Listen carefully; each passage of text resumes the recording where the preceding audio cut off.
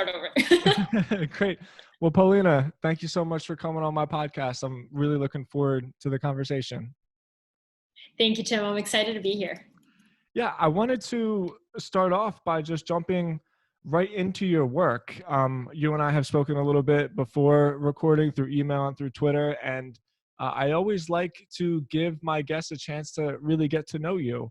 Uh, you are the founder, the owner of The Profile. It's a weekly newsletter. It's a media company. It's a publication. I want to start off by saying that, like, I'm a really huge fan of your writing. And I mean that in all seriousness. Like, I'm a writer and I always appreciate writers just because of how hard and like grueling and painstaking of a process it is, you know? So first I wanted to compliment you on that. But even beforehand, I wanted a chance to just get to know you. You've had a journey as a writer in Fortune magazine. You wrote a great story about quitting your job and going all in on The Profile. So please just tell us your story. Yeah. So very quickly, I was born in Bulgaria.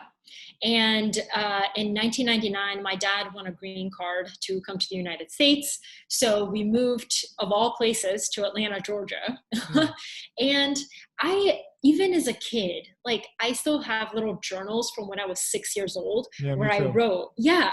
And Uh-huh. it's just so interesting to look back and see, like, I loved writing. Like, I loved the process. And in that stupid little journal, I still have, like, I would write letters to my family members and then hand it to them and then be like, okay, you got to write me a letter back. And then I'll respond to them. They're like, this is pointless. This is not a letter. But it's kind of cool to see how, like, my brain worked at that point in time and why I thought writing was necessary. So then we moved to the US. Both of my parents were chemical engineers, so I always thought that I would be on the science track, even though I did not like it. I liked the research part of it, and I liked writing the lab reports, but I hated doing the actual experiments. So in high school, I was in the science magnet program, so I took, like, biochemistry and organic chemistry in high school. And then we had a choice of an elective, so I chose to join the newspaper club. And that just, like, changed my world. I loved the newspaper. I was a really shy kid. And like, when we moved to the US, it was kind of like I wouldn't call it bullying, but I would call it, like, being the odd one out. Like, I kind of stayed to myself. I didn't want to be the center of attention. And then journalism kind of brought me out of my shell, because the second that I had a notepad, I could walk up to anybody and ask them any question. I was like, what a cool job. Like, you can ask the most interesting people questions and then write a story about it. So kind of found my love for journalism there, went to the University of Georgia, majored in journalism, became the editor-in-chief of UGA's newspaper, and then graduated, didn't have a job, couldn't get a job, moved back home with my mom in Atlanta, and I freelanced at CNN and USA Today on the social teams. And then for about a year, saved all the money I could, moved to New York, which had always been my dream, moved to New York, worked at a media startup, but at the time I didn't know what a startup was, so I was just like, it's a job. And I didn't do journalism there. I did social media, I did marketing, but I learned about kind of all the business aspects of running a journalism startup. And then from there, I interviewed and got my job at Fortune, doing social media, because at the time everybody was hiring for social media, doing social media, moved into writing about entrepreneurship and venture capital, and then ended up writing the daily newsletter on deal making and startups called Term Sheet. And overall, I was at Fortune for 5 years before deciding to leave to do The Profile. It's a great story. And Thanks.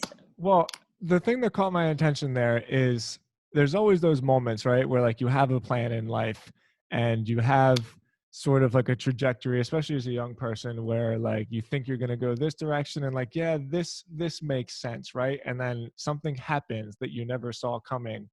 And I'm speaking from my experience. It sounds like your experience was the same. And then you just say to yourself, like, this is what I want to do. Like, actually, I don't want to do biochemistry at all. This is fun. And this really speaks to me. I had a very similar experience. Like, this is about you, but I just wanted to mention that because I feel like that happens to everybody at least once, but it takes a lot of courage to actually say to yourself, like this is the path less taken, and like this is a scarier route but has a lot more potential for like fulfillment in my life. So um it's a big move, and I'm very glad that like you decided to take that chance because it seems like it's paying off. Yeah, and I read a little bit about the stuff that you've written about your own life and your own story, and to me, I personally tend to get along and be so intrigued by people like you, because people always get mad when I say like the profile is about studying from the most successful people and companies. They're like, oh, success like that. And it's just like, I don't define success how everybody else defines success, like the mainstream definition of it. I define it by being a person who has the courage to keep reinventing themselves and change things in their life that uh, honestly, like what you've been through, so many people have gone through. But I think that people's definition of success is like, oh, well, you didn't just graduate college and get a full-time job and exactly what you wanted to do, and your life took this like weird path, but because it did, you are who you are today, and you've created things that can help other people. And to me, like, the layers of a human are so interesting, and success is doing something, failing miserably, falling on your face time and time again, and then learning from it and creating something else that could help the past you and the future you and future generations of people. So I think that's really Thank you. I think you and I could probably geek out on this topic a lot awesome. because you seem like a person who sometimes I look at the world and I hear people say things like, I'm bored, or like, this is meaningless. And it has a little bit of context now because of the last 9 months with COVID and stuff like that. But even with COVID, every day I read something new or I find a new story and I think to myself, like, there's so much awesome shit out there to like be a part of and to participate in.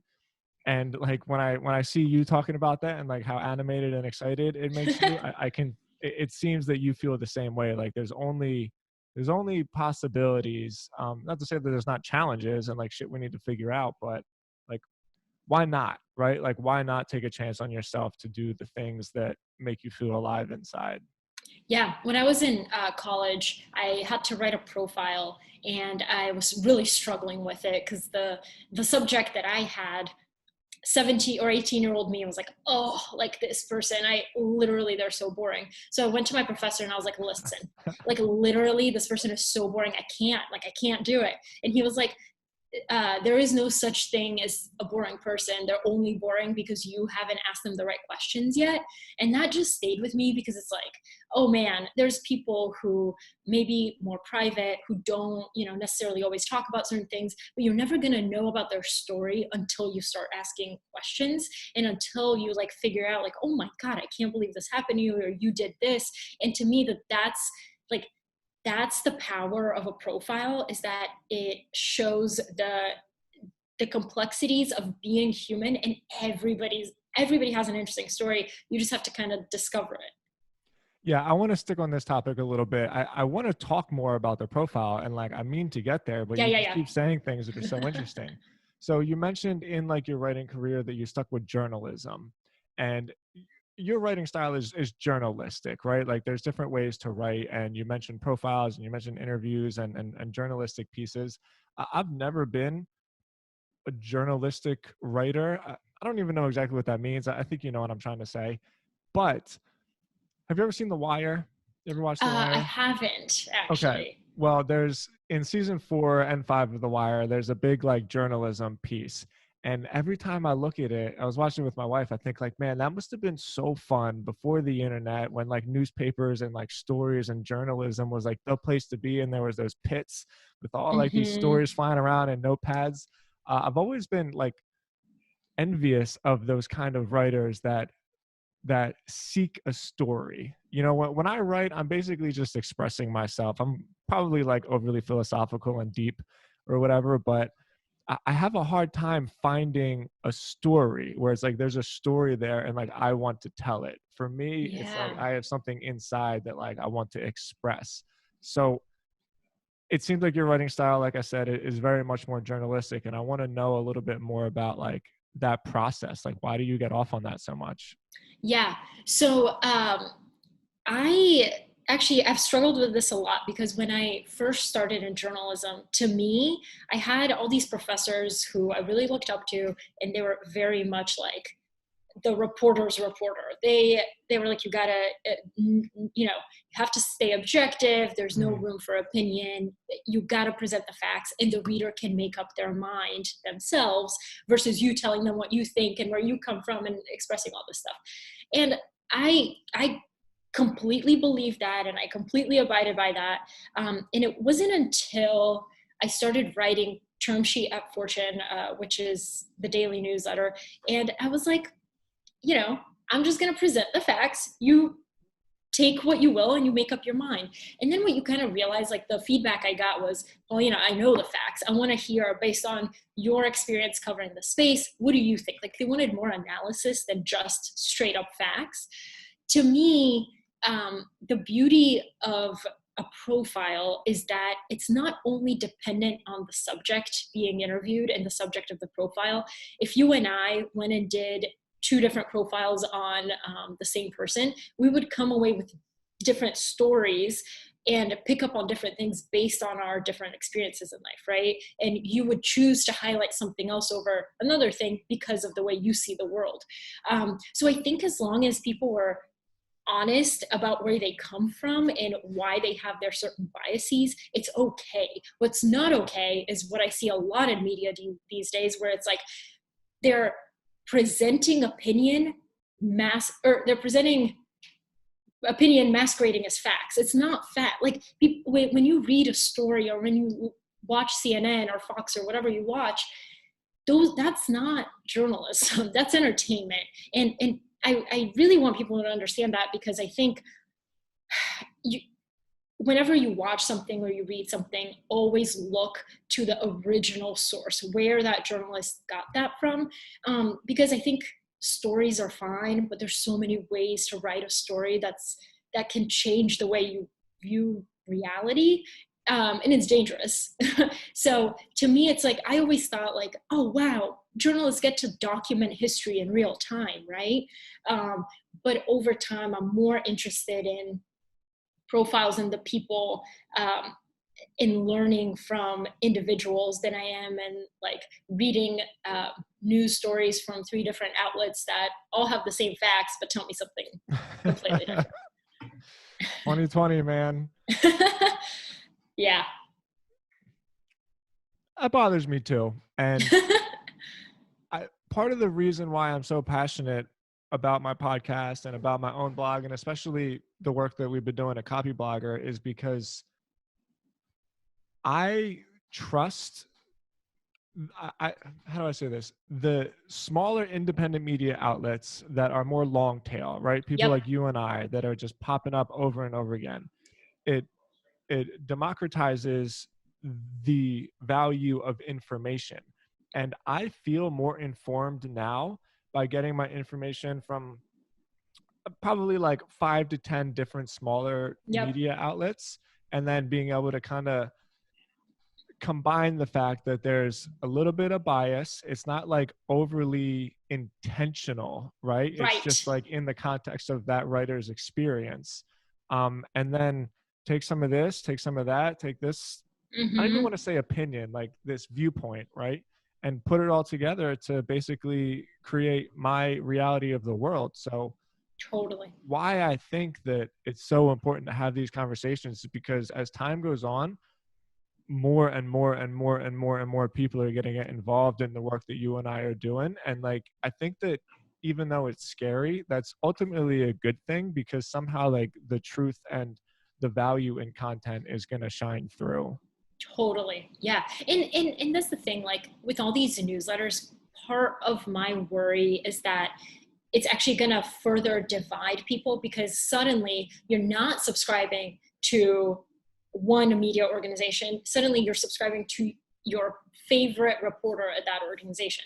And so when we start, subscribing to all these people, you can get the exact type of perspective that you want. Mm-hmm. But I will say, I think that, for example, for me, I subscribe to so many different people, individual people with so many different perspectives that, like you, I'm able to piece it together and have an opinion for myself. Yeah, I'm optimistic about that for sure. Same. It's scary, but I'm optimistic. Okay.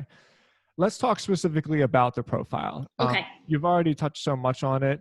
You already gave away your tagline, a weekly publication where you learn from the most successful people and companies every Sunday.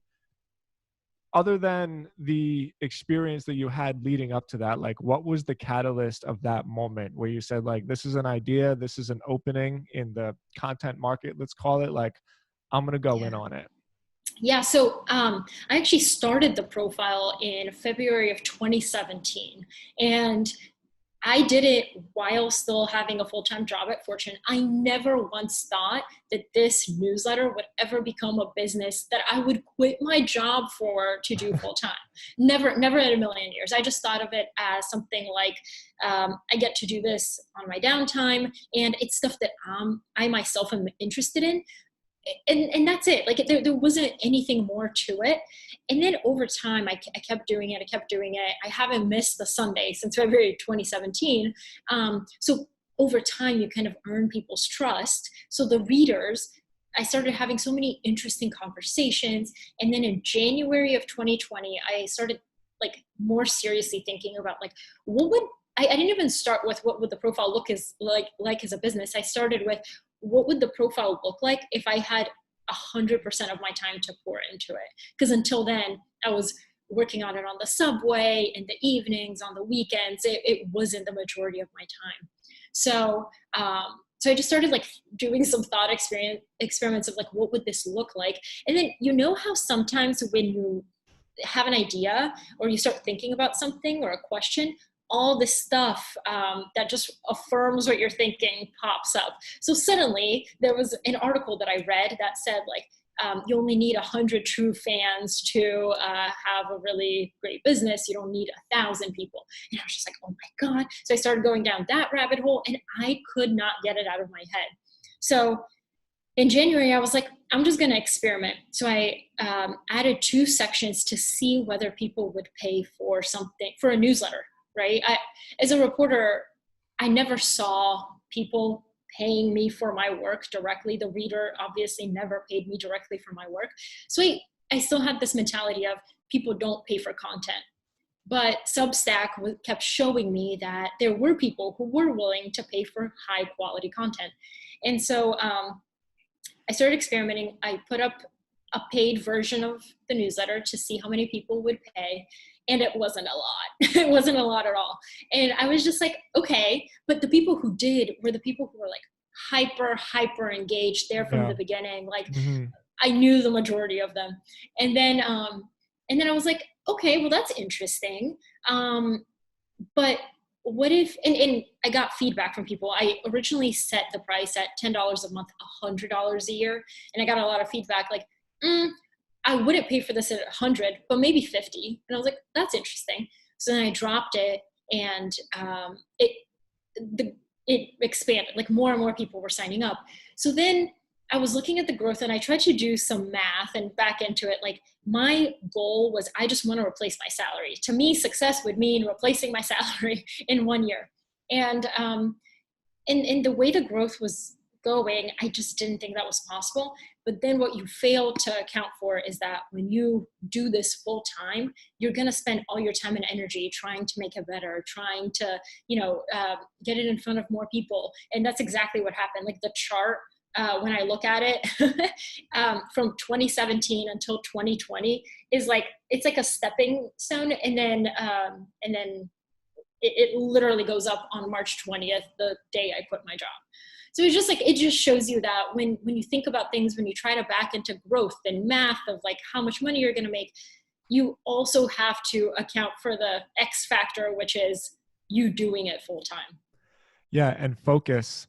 Yeah. There's something that I think anybody that has ever like had a goal and achieved it, you can't quite quantify exactly how you value focus, but something happens when like all of your thought is put into this thing, even if that thought doesn't necessarily equate to time spent, right? It's just those Exactly. little things. It's like, I'm thinking about this. So that person I meet at the coffee store, like, hey, what do you do? Oh, I have a newsletter called The Profile, check it out. Or it's like everything that you read, you're reading in the context of how is this person doing it? Where can I learn the lesson there? I'm just a really big believer in the power of focus, right? Like the Yeah. things that you think of are the things that you get. And it sounds like that was like a lot in just as like, I'm not discounting effort, right? Like when you went full time, your time went into growing it and promoting it and Hmm. probably making your content a little bit longer and finding more resources to curate and all of that. But I think there is also something to be said about it's just the only thing that you think about. And for me, like Hmm. when I obsess about things like that, which is kind of a problem, but like No. it always leads into like a good result for me. Absolutely. I think obsession is something that people don't talk enough about. But I Yeah. was watching something with Tyler Perry yesterday in which he said, like, a lot of times all of us have so many things we're working on, and idea after idea after idea.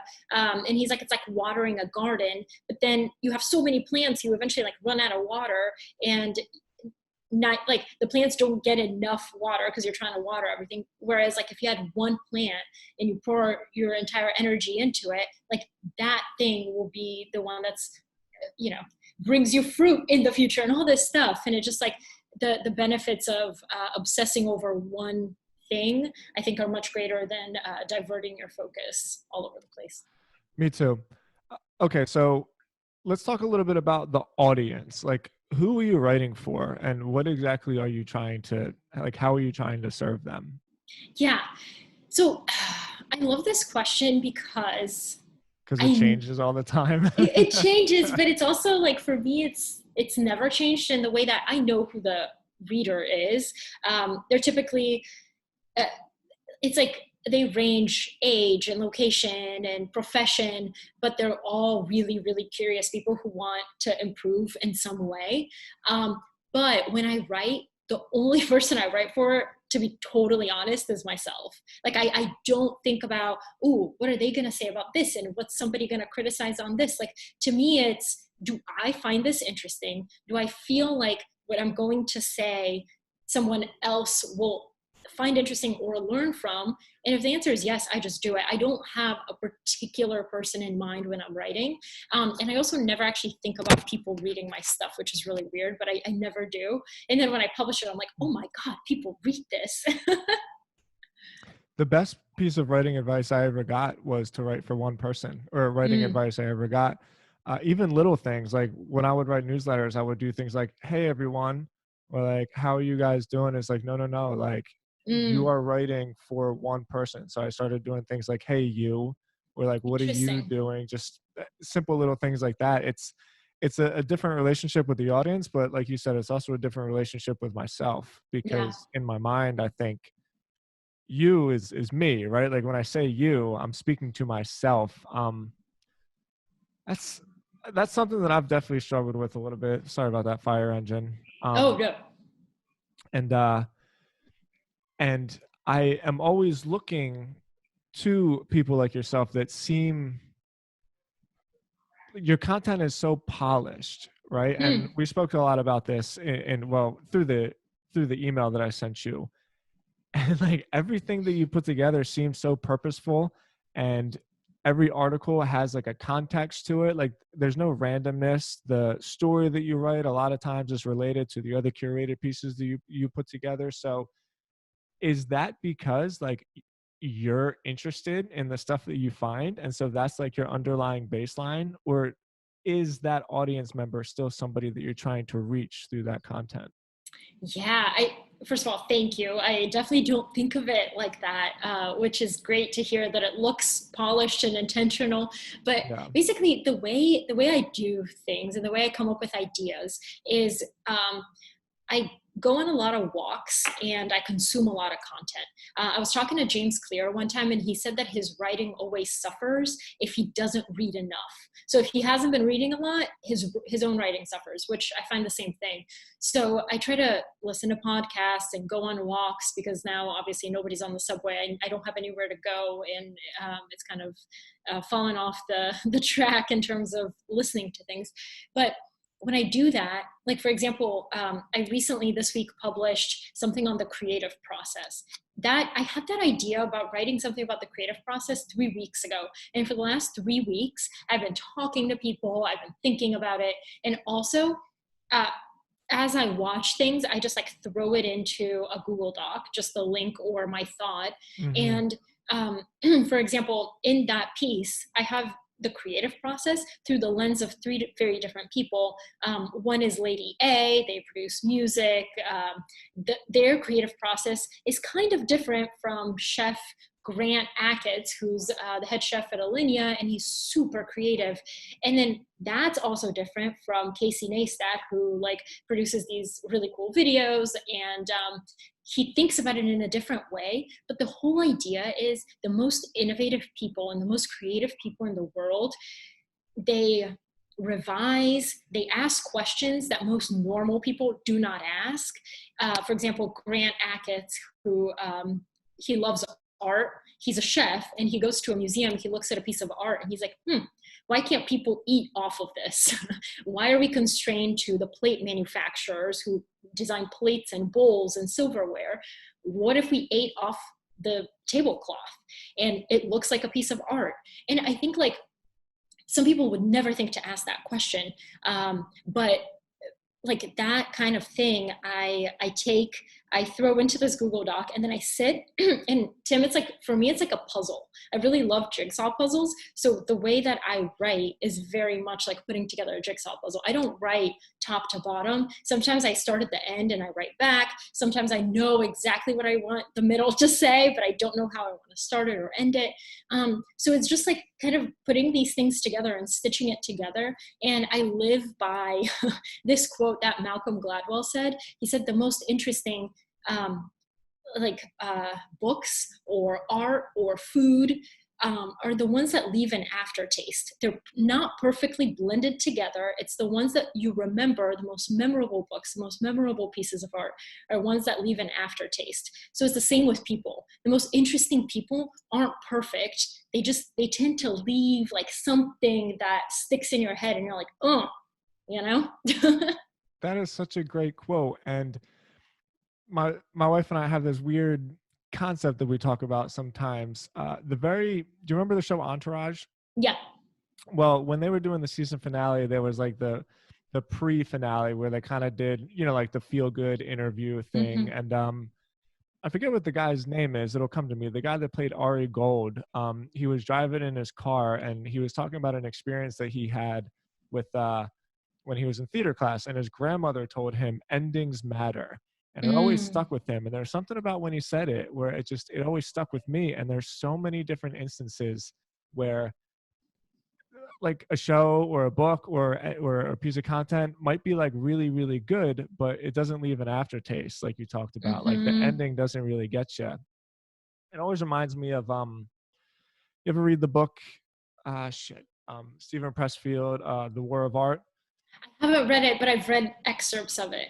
Yeah, everybody that battles with that struggle really should read it. But the very last page of that book, I swear to God, was just the most beautiful thing I ever read. It stopped me right in my tracks, and I grabbed, my wife's name is Juliana, and I called Jules in the room. I was like, Jules, like, you got to listen to this. And because of that, like that impact that it had, that ending, it stuck with me. It created an aftertaste. It makes you want to take action, whether that action is to change something in your own life or tell your significant other or gift the book to someone else. Like, I think those are the most powerful pieces, are the ones that make you want to take some sort of action. You don't just read it and you're like, I've literally read this 800 times before.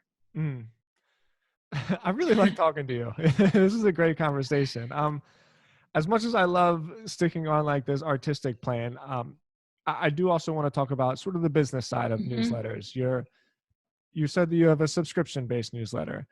I had Hamish McKenzie. He's one of the founders of Mm-hmm. Substack on my podcast a while ago. I couldn't believe that he came on my show. This was before like people even really listened to my podcast. You know, he was really approachable, and he made me a believer in that model. He made me a believer for two reasons. One, because he himself is like a real proponent that people value good information. It's not just Mm-hmm.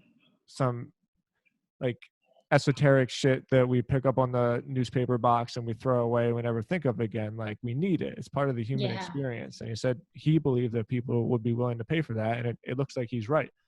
However, as a content creator myself, it's scary because the model is, like you said, you're not using content to sell a product or like sell attention leverage or, you know, sell a service. Like, you're Yeah. using content to sell content. So if people don't like what it is that you got to say, they ain't going to pay for it. Right.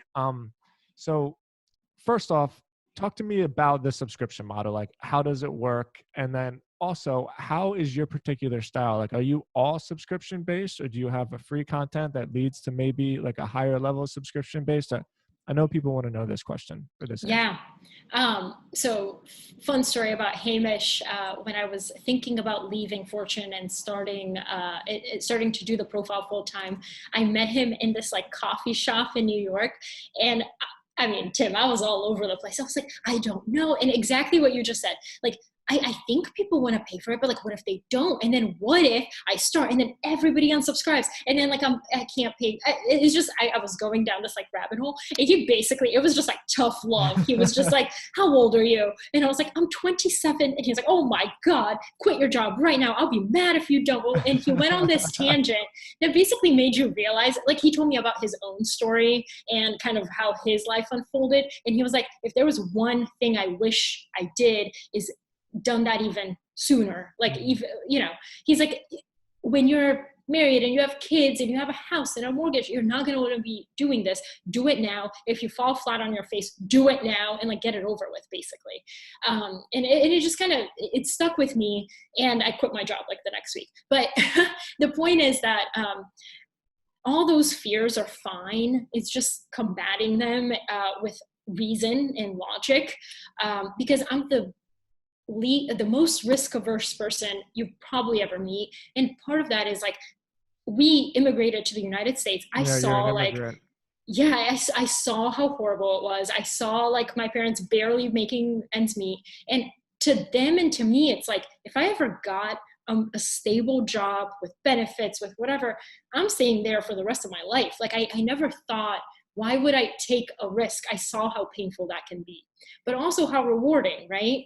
And so, so when I was thinking about doing all this, like, just basically it was a lot of a push and pull with my own self. Once I finally decided to do it, I went all in. Because once you kind of set your mind to something, you're like, okay, well, that's it. Like, I'm just going to do it. I'm just going to jump. And I decided that I would spend 1 year just focusing on the profile, not freelancing, not doing all these other distracting things. 1 year. And if I could not do it, if I couldn't replace my salary at Fortune, I would do something else. And because of that, because I gave myself that time frame, and because I had money saved to be able to do that, it helped because I was hyper focused, right? So everything I did, the back of my head was, will this help the profile grow? So yes, for example, I freelanced one piece for The Hustle, where I interviewed Josh Wolf. But to me, it's like, I know Josh, I think he's really interesting. I know it'll be a great interview and a great piece that people can learn from. I did that, and it published in The Hustle, and The Hustle included the link to the story plus a sign up link for the profile. And that helped me, right? So subscription is the main way I make money. The profile is free for everyone. So the bulk of the profile, which is 8 or 9 curated long form profiles, you will get every single week for free. There's 2 additional sections, which are audio and video recommendations, documentaries, TED Talks, podcasts. That's included in the paid membership, as well as for the paid members, there is every Wednesday I send a profile Dossier, which is a deep dive into an individual person, and those are only for the paid members. But over time, I continue to kind of add value for the people who pay. And I don't raise the price. I want to provide more things for them. So there's like events and meetups and virtual things that they can participate in if they're part of this like members club. And then the other way that it's interesting. I didn't think that this would be an avenue for revenue when I first started, but it's popped up a few times. So I think it's really interesting, especially if you're a writer. A number of companies came to me and said, hey, we'd love to license your content. And they pay you for that, and you don't do any extra work. And they choose, the best articles from your site, and they republish them with attribution, and you get paid for that. Another thing is you could have sponsors. So the whole idea of Substack is subscription only, but every once in a while, for example, I had Bessemer Venture Partners. They had a new podcast. So in the podcast section, I included one podcast, said that it was sponsored by Bessemer, but it was actually high quality, and I would have included it anyway. Like, I don't believe in including things just to make money. Like, you have to actually believe in the product. That's why I haven't had that many people advertise in the profile. But that was one way. So all these little like small avenues for revenue are coming together, and it's great, but it's just diversify what you can while still being 100% focused on your product. The licensing thing is really interesting. Mm-hmm. I think, we were just talking about it this morning on Copyblogger. Like, there's so much content out there. When is it to the point where, like, in the same way that there's curated newsletters, like, why not just make curated blogs? Why not just make curated magazines? At this point, there's 4,000 blog posts on Copyblogger. Like, how much longer are we going to try to say different shit in different ways, where the thing that people might want is just a one-stop shop to like the greatest minds in content? So I think that that's really cool. And I'm like a fan of that, especially because it's like kind of free money. Like, all you got to do is keep doing what you're doing, and then eventually. And if people like it, yeah. That's phenomenal. Like, it's giving me hope in my own stuff. I try not to speak too personally on my show, but I almost feel like you have some good insight here, because I've always seen my blog as just a way for me to grow like a brand, and then maybe one day something will happen, right? And luckily, I started creating online companies years ago, so it's not like I'm in this position where it's like I got to figure out how to make money off of my blog. But the thing that I always wanted to do is exactly what you're doing. I just want to make the quality as good as I can, and then that content is itself the product. It's just a leap of faith, and you would think that after all these years and after falling on my face so many times, like the fear of falling on my face would go away, but nah. Tim, have you seen that 10-meter tower video? No. Oh, so good. Okay, I'll send it to you after this, but it's a mini documentary, and it's like maybe 16 minutes long or something. It's called The 10-Meter Tower, and it's basically all these people at the top of this tower, and the only thing they have to do is jump into the pool. But when you're that high, the pool looks tiny. So there's like young kids to an old lady to everybody in between, to like guys with like tattoos, and they're like, oh shit, I can't jump off of this. Are you crazy? One of the guys was like, he looks super tough, and he goes, I don't know, man, a 90-year-old lady can do it, but I can't. And it just shows like it captures people right, like in their moment of fear. You can see them shaking, and the way they talk to themselves tells you whether they're going to jump or not. And it was always the people who were like, oh, I don't know, this looks really scary. But then they're like, you can do this. You were made for this. And the way they pump themselves up to jump, like, I wish that we all do that in some way when we're scared, but it's like, which voice wins, right? Yeah. I don't know.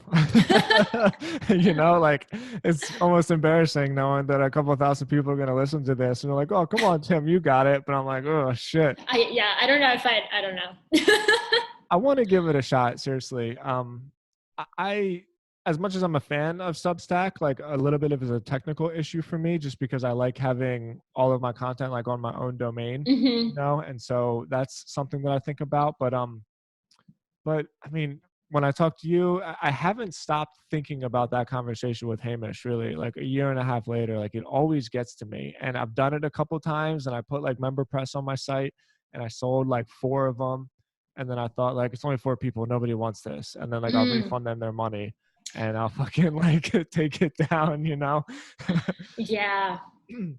All right. So first of all, thank you so much for your time. Like you're really are a pleasure to speak to. I want to finish off with from this time talking to you, it's clear that you just have like a lot of ideas that go through your head, and you seem very focused on what you got going on, and that's great, and I hope that you continue with that focus. But like, where do you think that you're going to take this? You're really on to something. Like you really are on to something, and I think there's like a world of possibilities for the Hmm. profile. So what's like, what do you dream about? So I remember talking to someone back in like 2017, 18, when I had started the profile and it was getting some traction. And they told me, yes, I like it, but it's a nice to have, not a need to have, right? And and he was like, basically, it won't scale because people don't need this for their jobs or for whatever. And I thought about that, and I actually think he's wrong because if you look at something like Humans of New York, it's massive. It's bigger than most blogs or newsletters or even media companies, right? It gets more views than some media companies. The reason that's important is because it shows that people are interested. There's a human interest element in learning from fellow humans, right? When I think about the profile, you know that quote where people say like, basically the 5 closest people you surround yourself with is the type of person you'll become. Yeah. Well, when the 5, let's say you're living in Philadelphia or Fort Lauderdale, you feel kind of stuck. You don't have any role models that you could look to, and their path doesn't really mirror yours. It's really hard to get out of your circumstances. Tyler Perry, in that interview I watched yesterday, he said, honestly, I didn't have many role models. My role model was Oprah, and I watched her on TV. He didn't personally know Oprah, but he was able to look at her story and hear her lessons and learn from her directly, even though she had no idea she was like teaching some young kid in high school. So to me, the profile is like, I get to surround myself with the most interesting people in the world every week because I'm literally going down really deep rabbit holes to understand their habits, to understand the way they think, the way they see the world, and why. I've done dossiers on people who have literally the opposite worldviews, and I still take something from it because even though one person says one thing and the other says another thing, I'm able to understand it from an like empathetic point of view of like they say that because of what they've been through. So the reason with the profile, I think it can be a massive like human interest company where you can learn directly from the most interesting people in the world.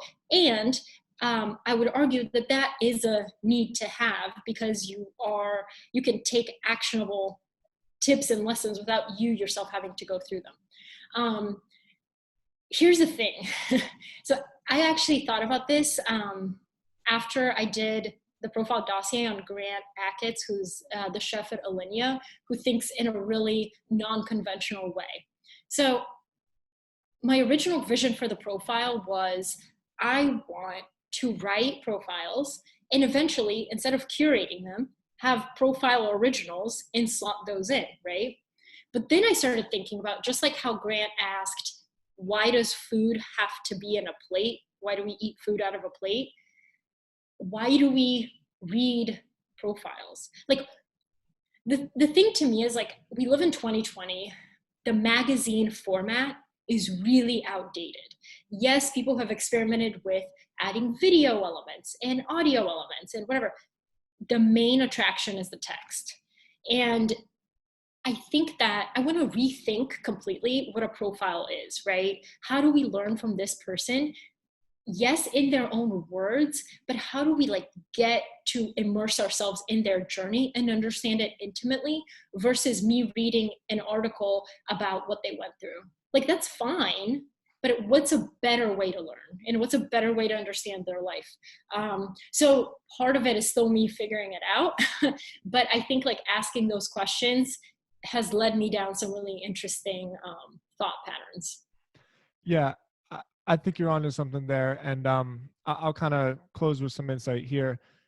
As you know or may have seen, the first website I ever started is a site called Sober Nation. It's basically a Yes. resource center for people that are in recovery, right? And we've spent, I don't even know, hundreds of thousands of dollars on like doctor formatted content and like directories and resources. And till this day, the biggest attraction to that website, and like within itself doesn't have any business value, but is almost like the central hub of the whole entire thing, is we gave people a quick landing page where they can submit their picture, write a little bit of like what happened, how they got sober, and what their life is like now. Mm, And that content, like you talked about, those emotional, relatable pieces, even though like yes. I don't even create them, it's just an open platform for people to do it themselves.